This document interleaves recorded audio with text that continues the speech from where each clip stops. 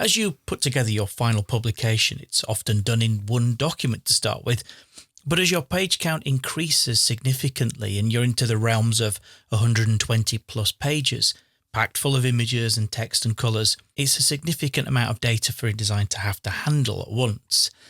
You might often find that you'll have the odd crash, and as odd as it sounds, even worse than that is a very sluggish performance from InDesign, as it's trying to labour through all that content to make just the simplest of changes.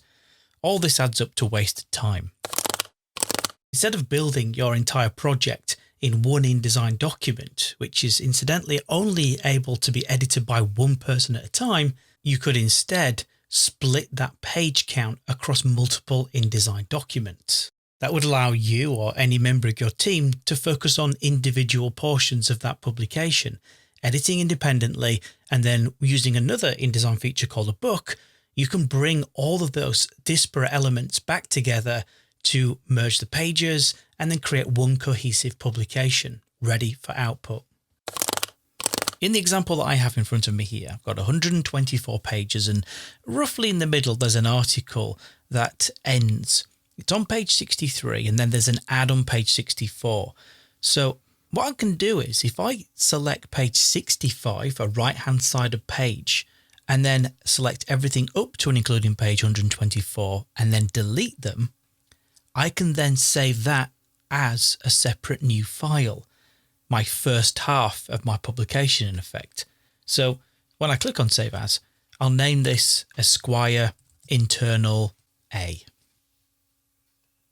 I'll close the document down and I'll go and reopen the previous document, named Esquire All Pages. When this opens up, now I need to create the other half of my publication. So if I scroll up my Pages panel, from here I need to select pages 64 up to and including page 1 in this document and delete those pages. Go up to the File menu at the top of the screen and save that one as another new document, and this time called Esquire Internal B, which represents the second half of my publication. And here inside of InDesign, with both documents open, visible side by side, that Internal A finishes on page 64, which is the left side of page. Note that Internal B starts in its own document as a right side of page. That's critical.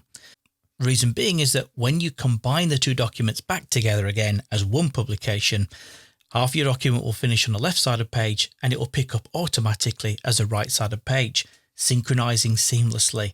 You'll want to avoid ending a document on, say, a left side of page and starting the second half of the document also on the left side of page, because it's going to throw out your layouts and your organization of your pages.